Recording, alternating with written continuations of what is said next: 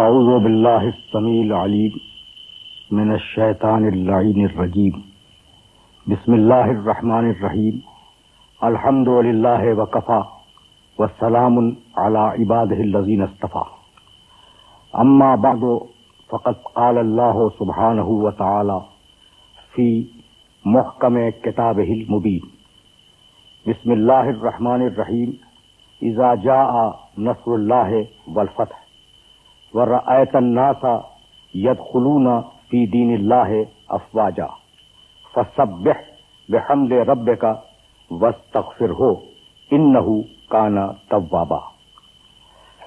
عزیزان محترم، سورۃ النصر قرآن مجید کے 30ویں پارے کا مشہور سورہ ہے، اور میں نے اس گفتگو کے لیے اس پورے سورے کی تلاوت کا شرف حاصل کیا۔ اس سورہ مبارکہ میں پروردگار عالم نے پیغمبر اکرم صلی اللہ علیہ وآلہ وسلم کو مخاطب فرما کر یہ ارشاد کیا کہ اذا جاء نصر اللہ، جب مدد آ جائے اور آ جائے گی، والفتح، اور جب فتح تمہارے نصیب میں ہو اور ہو جائے، تو جب فتح آ جائے، مدد آ جائے، ورأیت الناس، اور تم لوگوں کو دیکھو کہ یدخلون فی دین اللہ افواجا، کہ لوگ اللہ کے دین میں فوج در فوج داخل ہو رہے ہیں۔ تو جب مدد آ جائے، فتح آ جائے، اور فوج در فوج اور غول در غول لوگ دین اسلام میں داخل ہونے لگیں، تو اب تم کیا کرو؟ فسبح بحمد ربک، حبیب اپنے رب کی تسبیح کرو حمد کے ساتھ، واستغفرہ، اور طلب مغفرت کرو، انہ کان توابا، وہ بہت بڑا اور بہترین مغفرت کرنے والا اور بخشنے والا ہے۔ مجھے اس پورے سورہ مبارکہ میں سے فقط ایک لفظ پر اپنے محترم سننے والوں کو روک لینا ہے، فسبح بحمد ربک، اپنے رب کی حمد کے ساتھ تسبیح کرو۔ اب دو لفظ ہیں، تسبیح، حمد۔ تسبیح کے معنی پروردگار کی بے عیبی کا اعلان کرنا، تسبیح کے معنی ہے تنزیہ، کسی ذات کو بے عیب قرار دینا، اسے کہتے ہیں تسبیح۔ اچھا، تو اگر میں کہوں فلاں شخص جاہل نہیں ہے، جھوٹا نہیں ہے، غیبت کرنے والا نہیں ہے، تو آپ اس کی بے عیبی کا اعلان نفی میں کر رہے ہیں کہ یہ عیب اس میں نہیں ہے، یہ عیب اس میں نہیں ہے، یہ عیب اس میں نہیں ہے۔ تو تسبیح کے معنی ہے کسی ذات کو عیبوں سے دور قرار دینا، اور حمد کے معنی ہے کہ جو کمالات اس میں پائے جاتے ہیں ان کا اظہار کرنا۔ تو دو ہی صورتیں نا، کمالات کا اظہار ہو، عیبوں کی دوری کا اعلان ہو۔ تو فسبح بحمد ربک، دیکھو جب اللہ کی تعریف بیان کرو تو تسبیح کے ساتھ ہو۔ تعریف یعنی حمد تسبیح کے بغیر ممکن نہیں ہے۔ ہو سکتا ہے کہ ایک شخص میں کچھ صفتیں پائی جا رہی ہیں، لیکن اسی کے ساتھ یہ بھی ہو سکتا ہے کہ اس شخص میں بہت سے عیب پائے جا رہے ہیں۔ تو خدا کی ذات وہ بے عیب اور باکمال ذات ہے کہ اس میں نہ کسی عیب کا امکان ہے، نہ کسی کمال کے کم ہونے کا امکان ہے۔ اگر یہ بات واضح ہو گئی تو میں اپنے محترم سننے والوں کی خدمت عرض کروں کہ تسبیح کی اپروچ ہے منفی، اس میں تغیر نہیں ہے، منفی اپروچ ہے۔ اللہ میں تغیر نہیں ہے، اللہ زمان کے دائرے میں نہیں آتا، یہ نہیں کے ساتھ ہو رہا ہے۔ اللہ کسی مکان میں محدود نہیں ہوتا، اللہ کسی حادثے کا محل نہیں بنتا، اللہ کو کوئی زمان و مکان کا ٹکڑا گھیر نہیں سکتا۔ اب یہ جتنے بھی جملے میں نے عرض کیے نا، یہ تسبیح کے ہیں اور سب میں نہیں لگا ہوا ہے۔ اور اللہ قادر ہے، اللہ عالم ہے، اللہ علیم ہے، اللہ سمیع ہے، اللہ بصیر ہے۔ اب اس میں نہیں ہے، اس میں ہے۔ تو جہاں ہے ہو وہ ہے حمد، جہاں نہیں ہو وہ ہے تسبیح۔ اب دیکھیں فرق تسبیح اور حمد سمجھ آ گیا نا۔ تو اب حمد کے معنی تعریف کا بیان کرنا. دیکھیے جانا بہت دور ہے اور میں چاہ رہا ہوں کہ یہ لفظ حمد میرے محترم سننے والوں تک پہنچ جائے. قرآن میں آپ نے ہر ایک نے سنا ہوگا, دیکھا ہوگا کہ قرآن کا ایک سورہ شروع ہوتا ہے الحمدللہ رب العالمین سے, الحمدللہ سے, بسم اللہ الرحمن الرحیم الحمدللہ رب العالمین. تو ایک سورہ قرآن کا الحمد سے شروع ہوا, الحمدللہ رب العالمین. لیکن آپ اگر غور فرمائیں گے تو آپ کو اندازہ ہوگا کہ قرآن مجید کے 5 سورے الحمد سے شروع ہوئے ہیں. یہ ہے پروردگار عالم کی حمد کی اہمیت. سورہ انعام 6واں سورہ ہے قرآن کا, بسم اللہ الرحمن الرحیم الحمدللہ الذی خلق السماوات والارض وجعل الظلمات والنور. حمد ہے اس اللہ کی, یعنی شروع ہو رہا ہے سورہ, حمد ہے اس اللہ کی جس نے آسمان اور زمین کو خلق کیا, روشنیوں اور تاریکیوں کو قلع کیا. سورہ کہف بسم اللہ الرحمن الرحیم الحمدللہ الذی انزل علی عبدہ الکتاب لم یجعل لہ عوجا. حمد ہے اس اللہ کی, پہلی آیت ہے, حمد ہے اس اللہ کی جس نے اپنے بندے پر اس کتاب کو نازل کیا اور نہ بندے میں کوئی کجی رکھی نہ اس کتاب میں کوئی کجی رکھی. تو اب سورہ حمد, سورہ انعام, سورہ کہف, سورہ سبا بسم اللہ الرحمن الرحیم الحمدللہ الذی لہ ما فی السماوات و ما فی الارض ولہ الحمد. حمد اس اللہ کی کہ کائنات کا ذرہ ذرہ اس کی ملکیت میں ہے, ولہ الحمد, اور ساری حمد اس کی ملکیت ہے. تو اب یہ سورہ سبا. سورہ فاطر 35واں سورہ قرآن مجید کا, بسم اللہ الرحمن الرحیم الحمدللہ فاطر السماوات, الحمدللہ فاطر السماوات, حمد ہے اللہ کی جو آسمان کا خلق کرنے والا ہے. فاطر کے معنی خلق کرنے والا, عدم سے وجود میں لانے والا. تو 5 سورے ہیں قرآن مجید کے جن کا آغاز حمد سے ہوا. لیکن سورہ فاطر کو آپ سورہ فاطر کہتے ہیں, سورہ حمد نہیں کہتے. سورہ سبا کو سورہ سبا کہا جاتا ہے, سورہ حمد نہیں کہا جاتا. سورہ کہف کو سورہ کہف کہتے ہیں, سورہ حمد نہیں کہتے. وہ کیا خاص بات ہے سورہ حمد میں جس کی وجہ سے اسے سورہ حمد کہا گیا؟ تو بھائی بات یہ ہے کہ سورہ انعام ہو, سورہ فاطر ہو, سورہ سبا ہو, سورہ کہف ہو, یہ جو سورہ جن کے اندر حمد سے آغاز کیا گیا ہے, ان میں مختلف موضوعات پہ گفتگو کی گئی. یعنی فقط حمد نہیں, مختلف موضوعات پہ گفتگو کی گئی. سورہ حمد وہ واحد سورہ ہے جو شروع سے لے کے آخر تک حمد الہی پہ مشتمل ہے. بسم اللہ الرحمن الرحیم, اللہ ہے, رحمان ہے, رحیم ہے. الحمدللہ رب العالمین, وہ اللہ رب العالمین ہے. الرحمن الرحیم مالک یوم الدین, ہم تیری ہی عبادت کرتے ہیں, ہم تجھی سے مدد مانگتے ہیں. یہ بھی اظہار حمد کا ایک طریقہ ہے, یہ بھی اظہار بندگی اور اظہار حمد اور اظہار تعریف کا ایک طریقہ ہے. تو اس پورے سورے پر چونکہ حمد کی فضا چھائی ہوئی ہے اس لیے اس کا نام رکھا گیا سورہ حمد. اب ذرا سی بات اور آگے بڑھ جائے. ابھی میں نے حمد کے مفہوم کو اپنے سننے والوں کی خدمت میں پیش نہیں کیا, لیکن میں چاہ رہا ہوں کہ الحمدللہ رب العالمین سمجھ میں آ جائے تو مجھے آگے جانے میں آسانی ہو جائے. دیکھیے اتنا امپورٹنٹ جملہ ہے الحمدللہ رب العالمین. حمد ہے اللہ کے لیے جو ساری کائنات اور سارے عالمین کا پالنے والا ہے. قرآن کا آغاز کس جملے سے؟ بسم اللہ الرحمن الرحیم. یہ تو یہ جو آیت ہے یہ تو ہر سورے میں کامن ہے نا. آغاز کہاں سے؟ الحمدللہ رب العالمین. قرآن کا پہلا سورہ سورہ حمد, اور اس سورہ حمد کا آغاز الحمدللہ رب العالمین. تو اللہ کی سب سے بڑی کتاب کا آغاز ہے الحمدللہ رب العالمین. کائنات کی سب سے بڑی کتاب, اس کا آغاز ہے الحمدللہ رب العالمین. اور اب سورہ یونس 10واں سورہ قرآن مجید کا, اور اس سورے میں پروردگار عالم نے ان متقین کے جنت میں جانے کا منظر پیش کیا ہے جو جنت میں جائیں گے, جنت میں پہنچ گئے. متقین, مومنین, وہ جنت کے مستحقین, وہ جنت میں پہنچ گئے. سلام ہوا, جواب سلام ہوا. اور اب جملہ سنے قرآن مجید کا, وآخر دعواہم ان الحمدللہ رب العالمین. اہل جنت کی زبان سے آخری جملہ جو نکلے گا وہ ہوگا الحمدللہ رب العالمین. تو قرآن کا آغاز الحمدللہ رب العالمین, جنت کا اختتام الحمدللہ رب العالمین. یہ اہمیت ہے الحمدللہ رب العالمین کی. اب ہم تعریف بیان کرنا, لیکن نہیں, صرف تعریف بیان کرنا نہیں.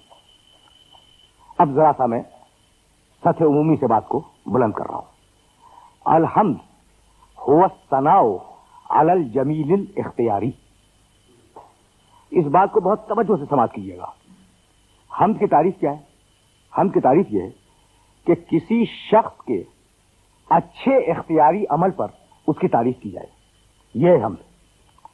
کسی شخص کے اچھے اختیاری عمل پر اس کی تعریف کی جائے, اس کا نام ہے حمد. اچھا, اب یہ میں نے کہا کیا؟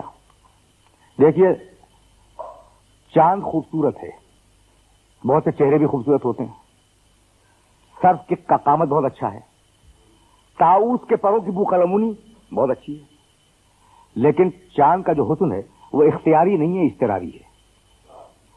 پر طاؤس کی بو قلمونی, رنگا رنگی, وہ اختیاری نہیں ہے, وہ اضطراری دی گئی ہے, عطا ہے. سرو قامتی, یہ اللہ کی طرف سے عطا ہے. آپ چاہیں کہ سرو جیسے ہو جائیں, میں چاہوں کہ سرو جیسا ہو جاؤں, تو میرے اب اختیار میں نہیں ہے. اچھا, تو اب وہ چیز جو وہ اچھی صفت جو انسان کے اختیار میں ہو اور انسان اسے اڈاپٹ کر لے اور اس پر عمل کرنے لگے, تو اس کی ہوگی حمد.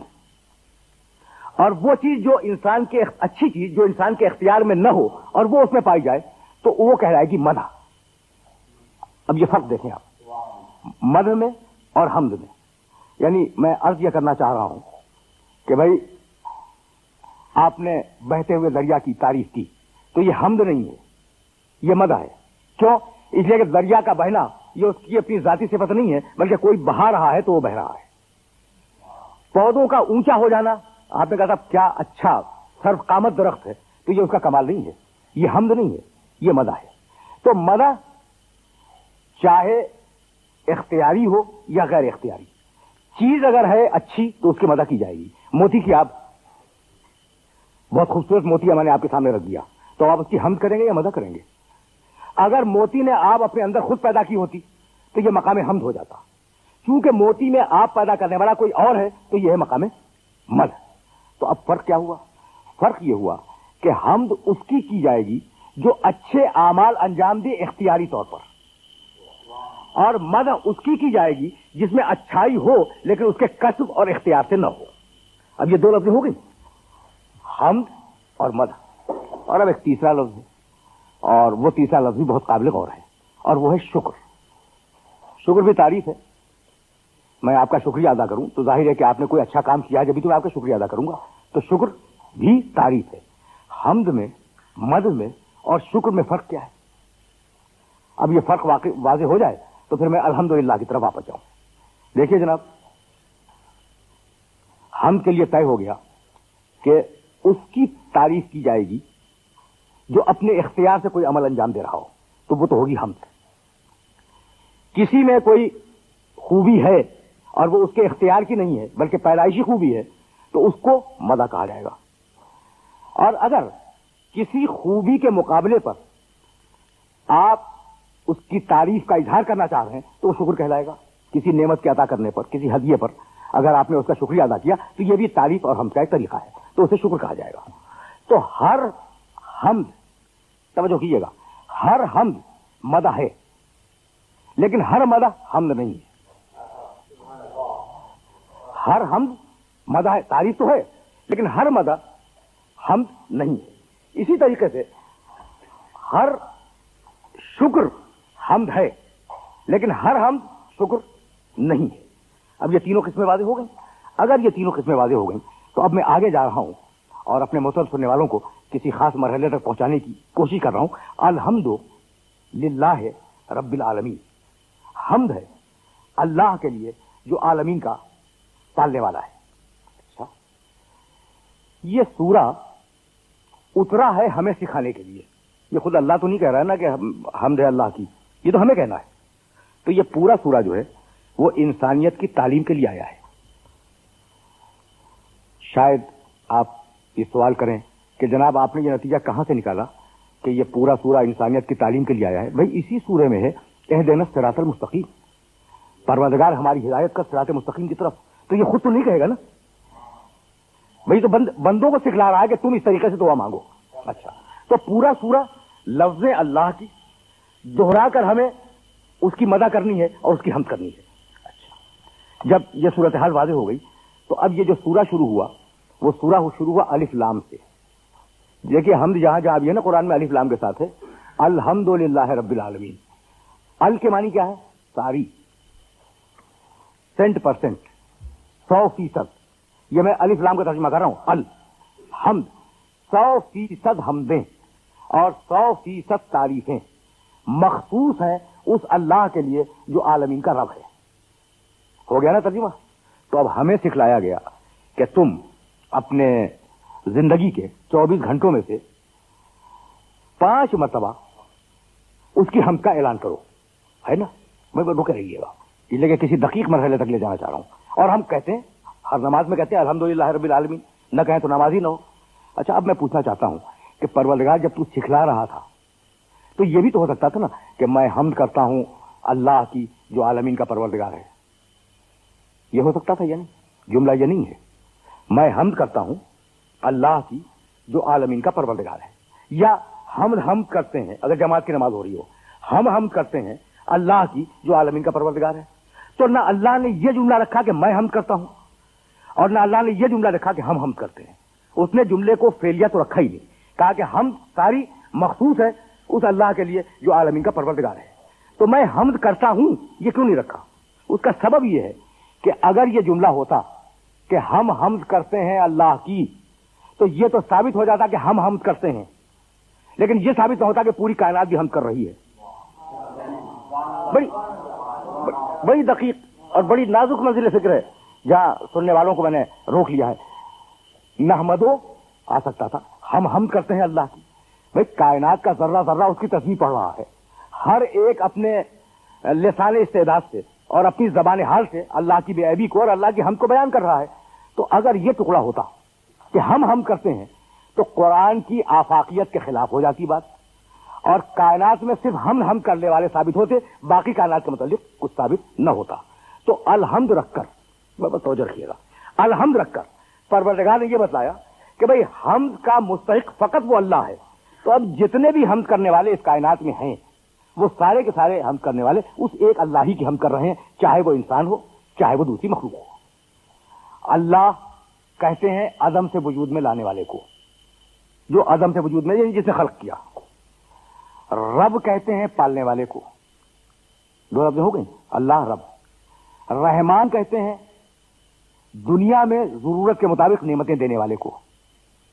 رحیم کہتے ہیں آخرت میں رحمت نازل کرنے والے کو. مالک یوم الدین کہتے ہیں قیامت کا کنٹرول جس کے ہاتھ میں ہو. دیکھیے یہ ساری لفظ ذہن کے اندر محفوظ ہو جائیں تو پوری زندگی انسان کی ان 5 لفظوں کے دائرے میں محدود ہے. اب اگر یہ بات میرے سننے والوں تک پہنچ گئی ہو تو اب یہیں سے میں انہیں ایک دوسرے مرحلے کی طرف لے جاؤں اور سلسلہ کلام کو اختتامی مرحلوں میں داخل کر دوں. حمد ہے اللہ کی. اچھا دیکھیے یہ اسباب، چونکہ رحمان ہے اس لیے حمد کرو. وہ میں نے کہا تھا نا چونکہ دانشور ہے اس لیے احترام کرنا. تو چونکہ اللہ ہے اس لیے حمد کرو، چونکہ رحمان ہے اس لیے حمد کرو، چونکہ رب العالمین ہے اس لیے حمد کرو، چونکہ رحیم ہے اس لیے حمد کرو، چونکہ مالک یوم الدین ہے اس لیے حمد کرو. اسے الٹ کے دیکھ لیں، اور الٹ کے دیکھنے میں کوئی قباحت نہیں ہے. میں بڑے جدید اور دقیق مسائل سے آج آشنا کر رہا ہوں اپنے سننے والوں کو. دیکھیے جناب، آپ مجھے اتنا بتلائیں کہ اگر آپ کسی کی تعریف کریں تو اس کی تعریف کرنے کا سبب کیا ہوگا. اگر آپ نہ سوچ سکیں تو میں آپ کو بتلا سکتا ہوں. کبھی تعریف اس لیے کی جاتی ہے کہ وہ ہے قابل تعریف، اس میں اتنے کمال ہیں، اتنی تعریفیں ہیں کہ وہ قابل تعریف ہے، اس لیے تعریف کرتے ہیں. تو کبھی صاحب کمال کی تعریف کی جاتی ہے، ایک. کبھی اس لیے تعریف کرتے ہیں کہ اس سے نعمتیں ملیں، 2. کبھی اس لیے تعریف کرتے ہیں کہ وہ مستقبل میں نعمتیں دے گا، 3. کبھی اس لیے تعریف کرتے ہیں کہ اس نے نقصان کو آپ سے ہٹا دیا تھا، ضرر کو آپ سے ہٹا دیا، 4. اور کبھی اس لیے تعریف کرتے ہیں کہ مستقبل میں اگر کوئی نقصان آئے گا تو وہ ہٹا دے گا. 5 ہیں طریقے تعریف کے. تعریف کے موارد کل 5 ہیں، چھٹا نہیں ہے. یعنی اور اگر کوئی تعریف کرے تو احمق ہے، بے عقل ہے. تو تعریف کیوں کرتے ہیں؟ وہ لائق تعریف ہے اس لیے تعریف کرتے ہیں. 1. بہت توجہ، اس لیے کہ یہی کنکلوژن ہے اور یہی گفتگو اختتام پر پہنچنے والی ہے. وہ لائق تعریف ہے، اس لیے ہم اس کی تعریف کرتے ہیں کسی کی. پہلی صورت، اس نے ابھی مجھے نعمت دی ہے، میں تعریف کر رہا ہوں دوسری صفت. بعد میں بھی وہی نعمتیں دے گا، تیسری صفت، اس لیے تعریف کر رہا ہوں. اگر کوئی نقصان مجھ پر آیا تو بچا رہا ہے، اور اگر کبھی مجھ پر نقصان آئے گا تو وہی بچائے گا. تو 5 صفتیں ہو گئی. 2 کا تعلق نعمت پانے سے، نعمت اب دے رہا ہے، نعمت آئندہ دے گا. 2 کا تعلق ضرر سے ہے، ضرر سے اب بچا رہا ہے، ضرر سے آئندہ بچائے گا. 4 ہو گئی. اور وہ ہے اس قابل کہ اس کی تعریف کی جائے. یہ 5 چیزیں ہیں. یہ پانچوں بھائی توجہ رکھیے گا، یہ 5 چیزیں ہیں. اللہ کے معنی، بھائی اللہ کے معنی معلوم ہے آپ کو؟ یعنی عجیب و غریب بات، مستجمعن، یہ اللہ کا میں لفظی ترجمہ کر رہا ہوں. اللہ دیکھیے، ایک ہے رحمان، ایک ہے رحیم، ایک ہے غفور، ایک ہے قہار، ایک ہے جبار. یہ بھی نام اللہ کے ہیں، لیکن یہ اللہ کی صفتیں ہیں. اور یہ جو اللہ ہے نا، یہ اس کا پراپر ناؤن ہے، یہ اس کا اصل نام ہے. اچھا، تو اب اس اللہ کے معنی کیا ہے؟ مستجمعن لجمیع صفات الکمال، جس میں کائنات کی ہر صفت کمال پائی جائے اس کو کہتے ہیں اللہ. جس میں کائنات کی ہر صفت کمال پائی جائے اس کا نام ہے اللہ. اچھا بھائی، تو ہم تعریف کیوں کریں؟ اس لیے کہ وہ اللہ ہے اور سارا کمال اس میں پایا جاتا ہے. تو پہلی صفت کمال کی وجہ سے. صحیح ہو گئی بات. دوسرا طریقہ کیا تھا؟